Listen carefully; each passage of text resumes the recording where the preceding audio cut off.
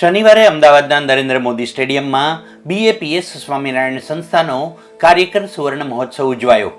1 લાખથી વધુ ક્ષમતાના આ સ્ટેડિયમમાં જાણે આસ્થા અને ભક્તિનો સંગમ રચાયો। નરેન્દ્ર મોદી સ્ટેડિયમની જાણે કાયાપલટ થઈ ગઈ।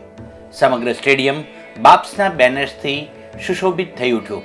જડબે સલાહ ચેકિંગ અને પાસ સાથે સઘન ચેકિંગ છતાં જ કોઈ અવ્યવસ્થા નહીં અને કોઈ કોલાહલ પણ નહીં। આમંત્રિત કાર્યકર્તાઓને અન્ય કાર્યકરોએ કાર્યક્રમના સમાપન સુધી તેમના આહાર પાણીની વ્યવસ્થા માટે આગોતરું આયોજન કર્યું। ફૂડ પેકેટ્સ સાથે છાશ, પાણી અને ચોકલેટની પણ વ્યવસ્થા કરવામાં આવી। દરેક હરિભક્ત પ્રમુખ સ્વામી અને મહંત સ્વામીની નિશ્રાની અનુભૂતિ કરતો હતો। અમારા સંતો દ્વારા આજે 30 દેશના બધા હરિભક્તો કાર્યકરો બધા આવેલા છે અહીંયા, અને અહીંયા 1 લાખથી પણ વધારે કાર્યકરોનો સુવર્ણ મહોત્સવ ઉજવાઈ રહ્યો છે। અને અમારે જે કાર્ય થાય છે સંતો દ્વારા એકદમ બહુ અદ્ભુત અને અકલ્પનીય કાર્ય થઈ રહ્યું છે। આજે ગુજરાતની અંદર નરેન્દ્ર મોદી સ્ટેડિયમની અંદર સવા લાખથી પણ વધારે કાર્યકરો આજે હાજર છે।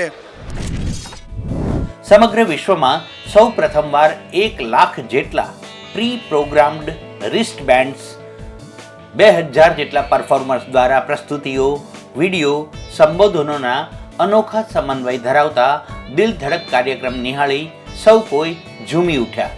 1 લાખ કાર્યકરો દ્વારા સમૂહ આરતીના દૈદીપ્યમાન અર્ધ્ય દરમિયાન સર્જાતા અદ્ભુત દ્રશ્યો સામે આવ્યા હતા। આ કાર્યક્રમને ભવ્ય બનાવવા માટે 10,000થી વધુ સ્વયંસેવકો છેલ્લા 3 મહિનાથી કાર્યરત રહ્યા। 2000 કલાકાર માળાના મોતી, બીજ, ફળ, વૃક્ષ અને પુષ્પ વગેરેના 4 ફૂટથી લઈ 12 ફૂટની વેશભૂષામાં લાઇટ, સાઉન્ડ અને 40 પ્રોજેક્ટ્સ તૈયાર કરવામાં આવ્યા હતા। આ કલાકૃતિઓને સિન્ક્રોનાઇઝ કરી રજૂઆત કરાઈ હતી। લગભગ 3.25 કલાકની આ પ્રસ્તુતિ અલૌકિક રહી અને તેમનું જીવંત પ્રસારણ પણ કરાયું। આ તકે કલાત્મક વિશિષ્ટ રથમાં પરમ પૂજ્ય મહંત સ્વામી મહારાજનું આગમન થયું ત્યારે અદ્ભુત માહોલ રચાયો। સમગ્ર સ્ટેડિયમમાંથી પસાર થઈ રહેલા મહંત સ્વામી મહારાજના રથની સમાંતર ચાલી રહેલી પ્રસ્તુતિમાં જેમ જેમ રથ આગળ વધતો ગયો એટલે કે સત્પુરુષનો સંસ્પર્શ સૌ કાર્યકરો પામતા ગયા હોય તેમ તેમ વિખરાયેલા મણકા એક માળામાં પરોવાઈ ગયા અને ગુલાબની પાંખડીઓ ક્યારેય ન કરમાય તેવી સુવર્ણ પાંખડીઓમાં પરિવર્તિત થઈ। આવી અર્થપૂર્ણ અને આકર્ષક રીતે મહંત સ્વામી મહારાજનું સ્વાગત કરવામાં આવ્યું। અહીંયા પ્રમુખ સ્વામી મહારાજ શતાબ્દી મહોત્સવ 2023માં ડિસેમ્બર મહિનામાં ઉજવાયો હતો, અને અત્યારે આ જે છે ઉત્સવ એ કાર્યકર સુવર્ણ મહોત્સવ છે। એ જે હતો એ પ્રમુખ સ્વામી મહારાજ શતાબ્દી ઉત્સવ હતો, અને આ કાર્યકર સુવર્ણ મહોત્સવ જે અહીંયા BAPS સંસ્થાના કાર્યકરો જે 50 વર્ષથી નિસ્વાર્થ સેવાઓ કરી રહ્યા છે એમના અભિવાદન માટેનો આ ઉત્સવ થઈ રહ્યો છે। સ્વામીએ જે કાર્ય કર્યા છે એના ઉપરથી જ અમને પ્રેરણા મળી છે કે કરવાની, કે સ્વામી બાપા આટલી ઉંમરે પણ જે આટલી બધી સેવા કરે છે, રાઈટ, તો આપણે પણ કેમ ના કરી શકીએ એમ। તો એ સ્વામીનું જે જીવન છે એ જોઈને જ આની આપણને એમ કે પ્રેરણા, આ બધી સેવા કરવાની પ્રેરણા મળે છે।